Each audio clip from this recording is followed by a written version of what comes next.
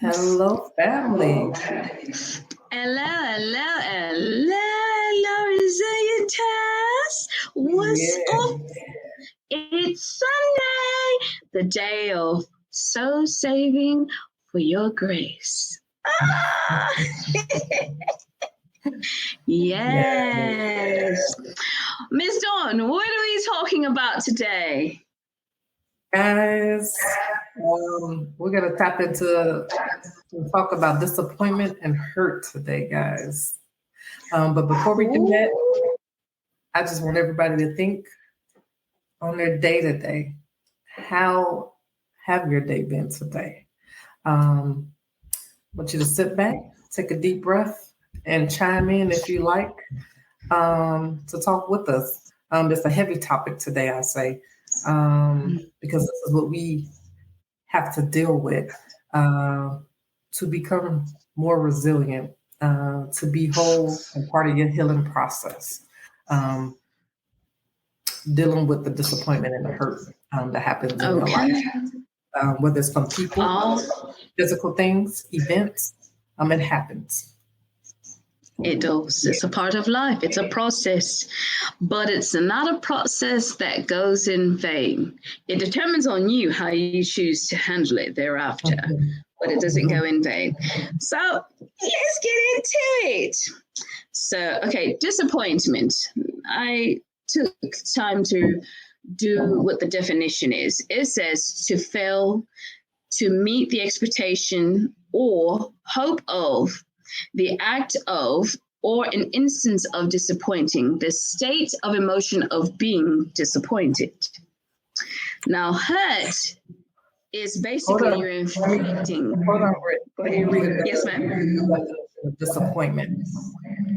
It could be sadness or just pleasure caused by the non-fulfillment of one's hopes or expectations.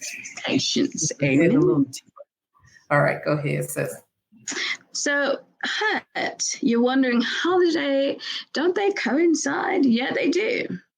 Because a lot of times when people become disappointed, they start inflicting hurt upon themselves and others sometimes.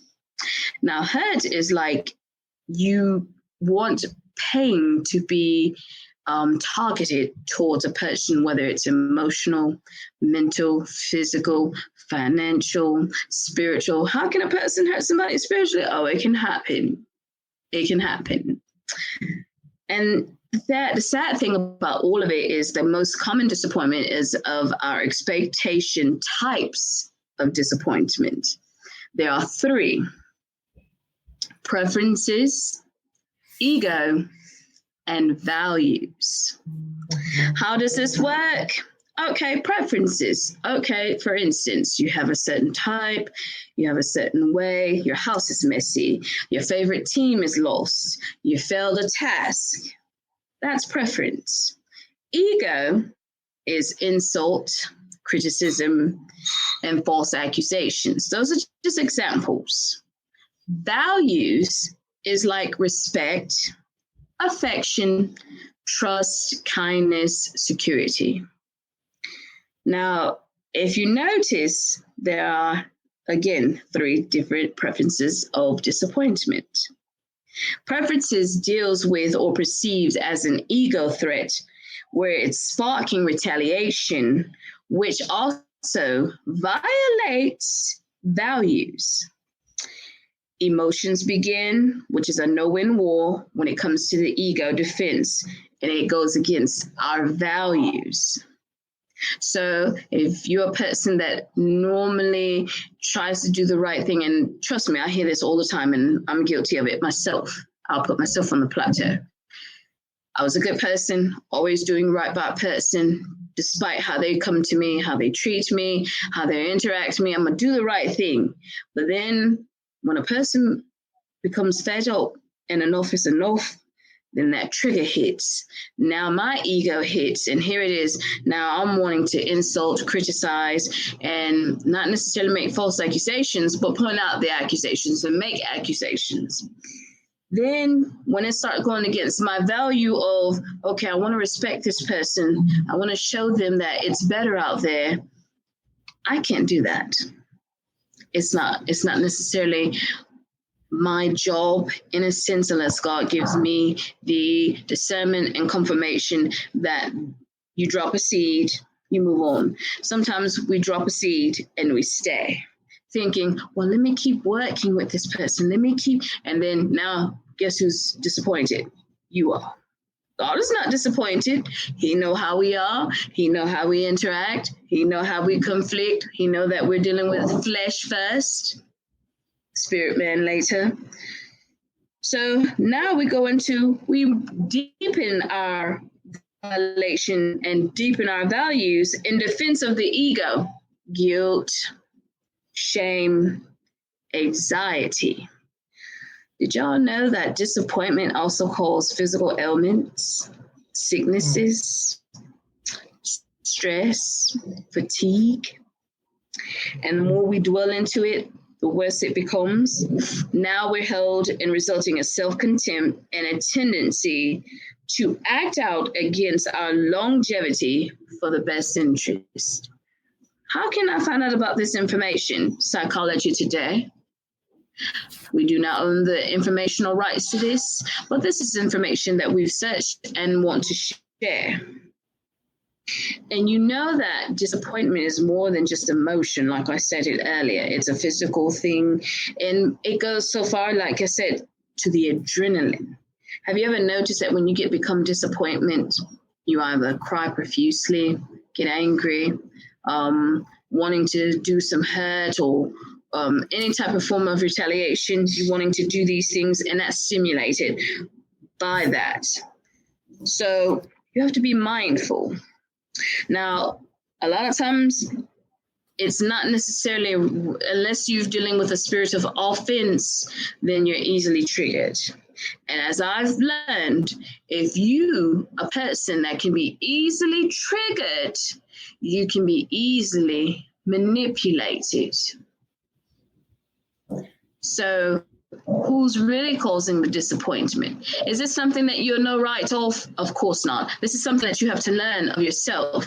How do you do this?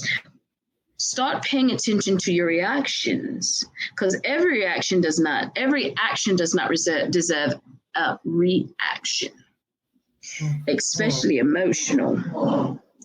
And then it comes as a ball. It's like a cancer.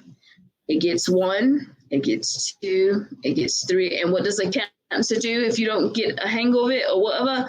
It grows. And that's where the disappointment starts to erupt into ego and preferences and values. And it starts taking away your demeanor of who you truly are in your heart versus how you counteract on the physical aspect. There is a process that you can do that. And it's a process. It goes along with depression and anger and everything else. The process goes, you're in denial, then you have anger. After anger, you start bargaining with yourself. Now, while you're bargaining with yourself, here comes depression. And finally, here comes acceptance. How does that all interact? You're in denial about the fact that you are being emotionally disappointed because you had high expectations and hopes in a person, certain place, or thing. You become angry because they didn't follow through with the expectations and hopes that you had. Now you're bargaining. What can I have done differently? Well, what if I did this? Or what about if I did that? And we do this as people, especially with relationships with others, whether if it's a love relationship, interest, a family member, a friend, or whomever. Then we go into depression because now we feel like the world is against us and there's no coming back from it. Lies. Now you come to the conclusion you've accepted what has taken place and all the expectations that you placed on it, because a lot of times what happens is, and we make this ultimate mistake, you cannot expect the you out of other people. That's good. That's where we're failing. Yes, because once you accept it, now you're entering a new reality. Now, it's on you whether you take that new reality to become good or to become worse. I wouldn't advise you to become worse, and I'm not saying you do, but people tend to do these things because they think that there's a way that they could get back. No. We advise that you journal these triggers. Miss Dawn says it every time. Oh, please take heed to what she's saying. Journal, make it plain. Write it down and make it plain. Journal all the things that you want to improve. Pay attention to what triggers you. You want to get a handle on that. Because if somebody catches that, again, they can manipulate you in a way that you don't even want to go there. So let's back up now, a little bit. When you do this journaling, let's back up a little bit. Let's take this a little bit deeper than that. So disappointment and hurt. Let's take this more relational. So you probably been friends with someone for a very long while, and then boom, they do something that disappoints you. That's not satisfying to your friendship and what you thought your bond may be. How would you deal with that? You feel the bubbling up in you, the hurt, you feel the pain, you feel betrayed. So, and I'm glad you brought that up. Don't bottle it. I wouldn't say don't bottle that in. But take your deep breath, reflect, and go talk to that person after you took in your deep breath and you reflected. Because you too don't want to cause what you're feeling to reflect in that conversation to come up with a resolution to your friendship. Exactly. We wanted to take that on another turn just to be more relational, so we could tap into those feelings, the feeling of being wrong or feeling of that hurt that's not feeling, to go with that disappointment, because you felt like you've been let down or you've been wronged. Right. When you say that, there are steps for that. And what you just said was acknowledging your feelings, not to reside, but stay in your feelings for that moment to acknowledge what you're feeling.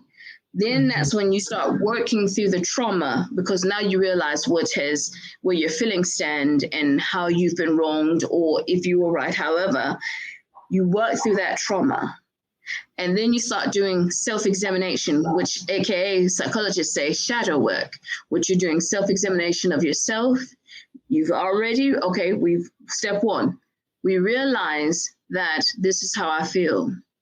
You realize the conversations with that friend. Now, for me, because exactly what you've spoken of, I had a friend, I won't mention her name. We were closer, very close.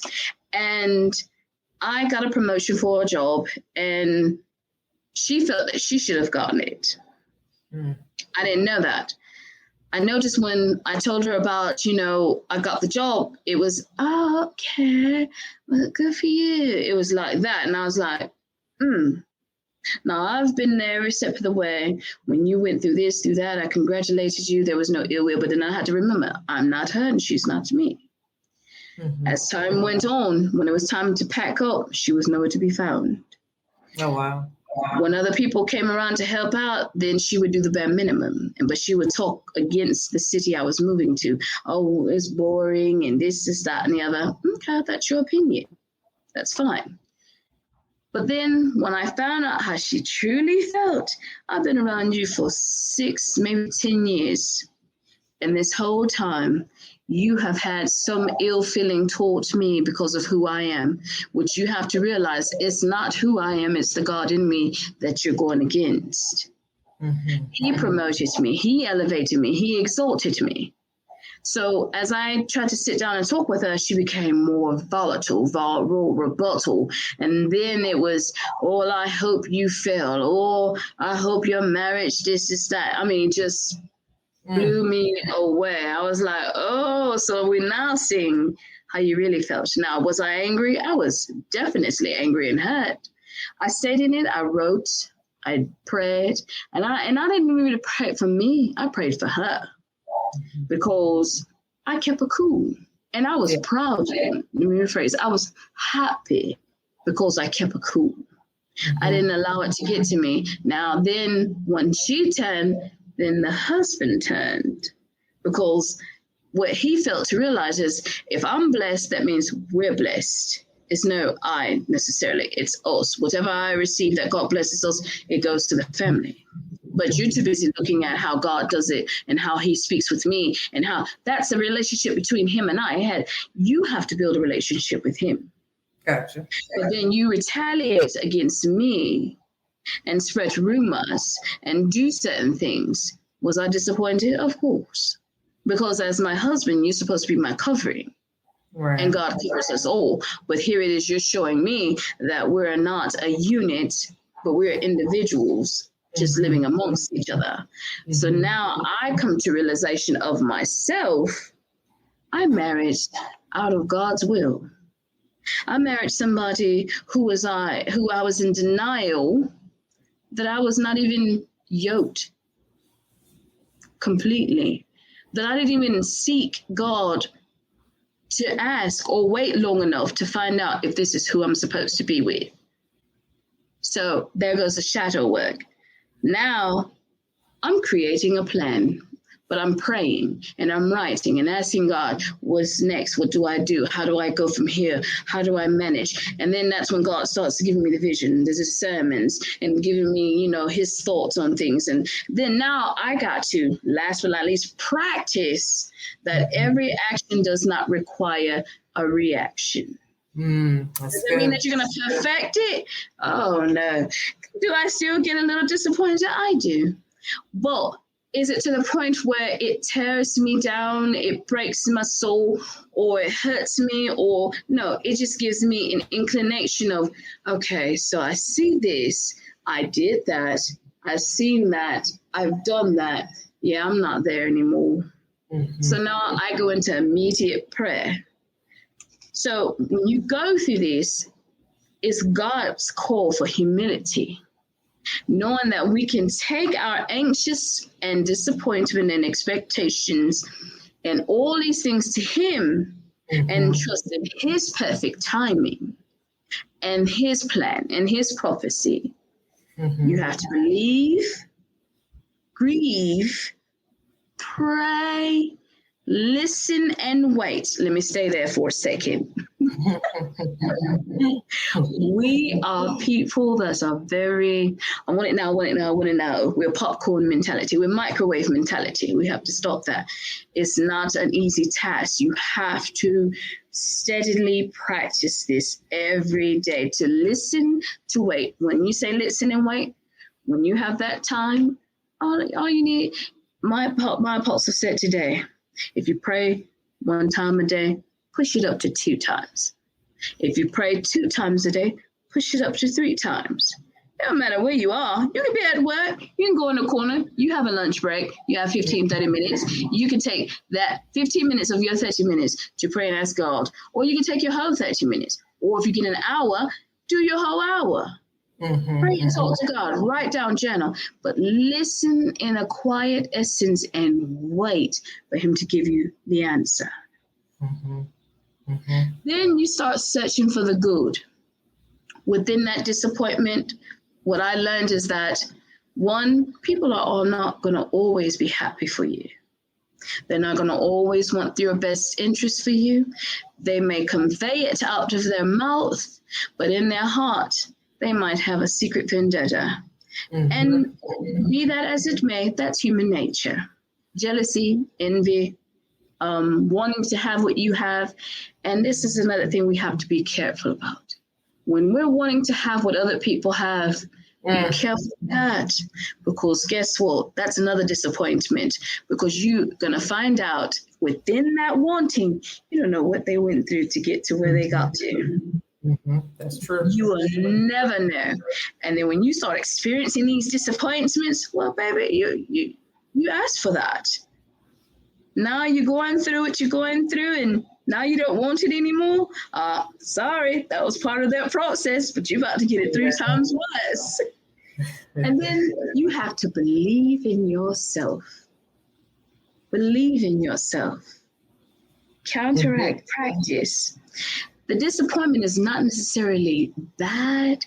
It allows us to find and understand our purpose and bringing clarity, making you realize how grateful for what you have. How grateful. And then with that, learn to forgive yourself. That's the key, forgiveness. Woo-hoo. That is key. If you don't forgive yourself, sweethearts, that's a hindrance. That can hold you back from so many things. Forgiveness triggers from disappointments, from having high expectations, from putting people on pedestals. You got to stop doing that. If you want to put someone on a pedestal, God, Jesus, and the most prominent of our importance of our being, the Holy Spirit himself. Yes, sir, the Holy Spirit himself. We have to forgive, accept yourself, accept one another, let go of always, and this is another thing that I had to learn, let go of wanting to always have to be right. That's self-pity. Did y'all know that was self-pity? I did not know that. I did not know that it's self-pity that you know, and if that person is always agreeing with you all the time, that's not being a true friend. I'm just going to be straight up and honest. If you don't have someone, I'm pointing over that door. If you don't have someone that's in your corner, like, how about looking from a different perspective? Well, no. How about this? Well, you're right, but let's look at it from a broader standpoint. That's a friend. That's a friend. Somebody that's not willing to correct you because they want the best for you. Let go of the spirit of retaliation. What you're doing is hurting yourself. Vengeance is the Lord's, y'all. Vengeance is the Lord's. Okay?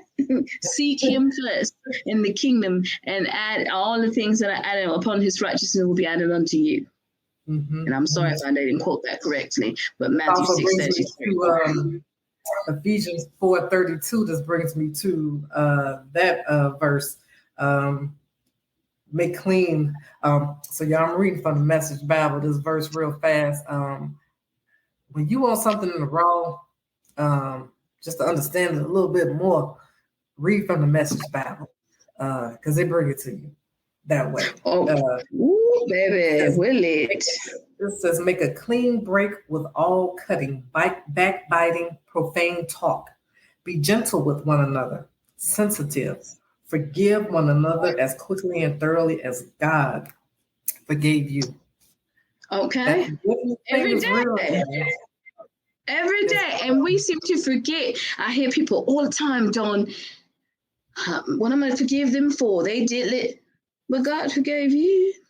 Yeah. I'm not going to speak to them, but God speaks to you. He woke you up this morning. Why not give him the utmost? Now, I'm not saying that, we get so caught up in our flesh that we forget these things. We do. And like she said, rid of the anger. And stop trying to maintain power and control people.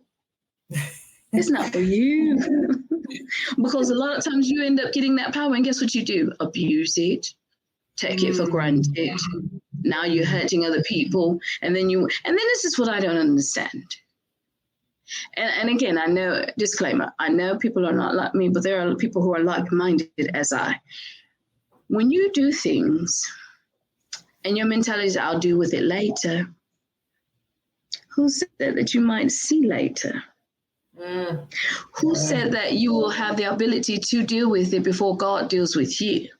And you all know, if God puts his hands on you, it's not an intercessor, it's not a prayer, it's all going to have to come from you. But also understand that on a spiritual level, the world is what the world does. They don't have any remorse. They don't care. They will chew you up and spit you out and feed you. And you will let them.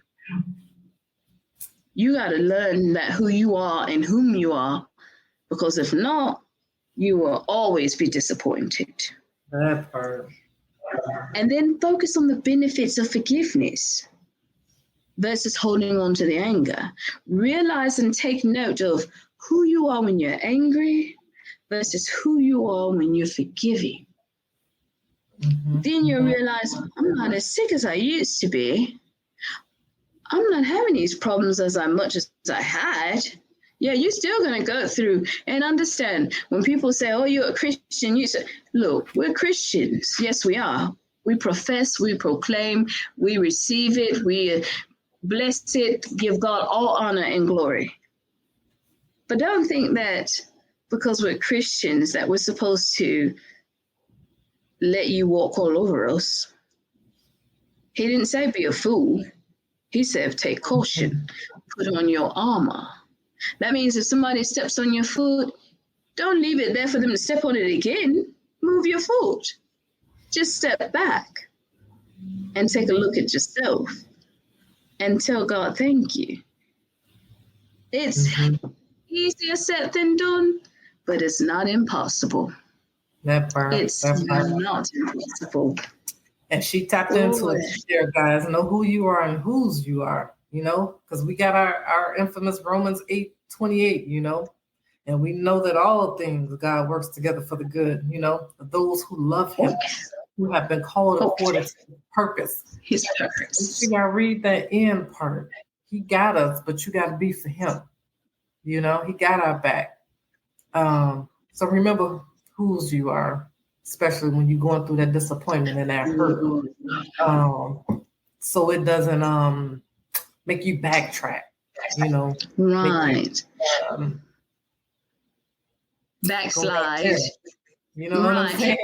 Yes, God is. And I hear people, but God said he's married to the backsliders. Yes, he is married to the backsliders, but that does not excuse the fact that that's an excuse you to use. That's like saying, well, God knows my heart, but you're going to go intentfully do something with your heart to hurt someone, and then you expect some type of favor? Remember, when you know better, you do better. Okay, daily. So it's like an onion. Take that onion and every day take a peel, whatever it is, whether it's your anger, disappointment, your failures. Look at all those beauties though. For what comes from failure is beautiful. Yes. And you are beautiful and you are handsome. You got this. You can do this. There's no way that it can't be done unless you choose not to do it. There's no way. So believe in yourself, believe in God, acknowledge your feelings, grieve, cry, scream, shout, pray, listen and keep quietness. Okay? Search for the good. Search for the good. Let it go. What they say, let go, let God. Pay it forward. And trust me, with this, even generational curses can be broken. I mean, it's nothing impossible with God. Who's bigger? Your problems, your disappointment, your anger, your issues, your situations and circumstances, or God? Who created? Who's the Alpha? Who's the Omega? It's beautiful. It is beautiful. It is beautiful. It's a process. And I've been posting #process to progress.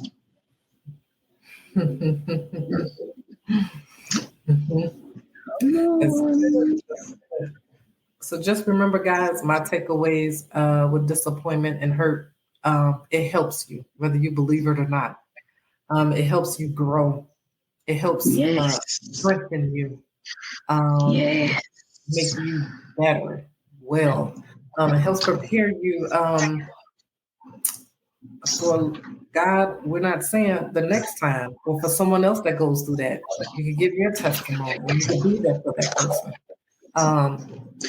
So let that help mold who you are, help grow you, help strengthen you, so you can fulfill your purpose here on earth. Look, and guess what? Not only does it help you and it grows you, but you become what? More resilient. Yes, that's what you look forward to.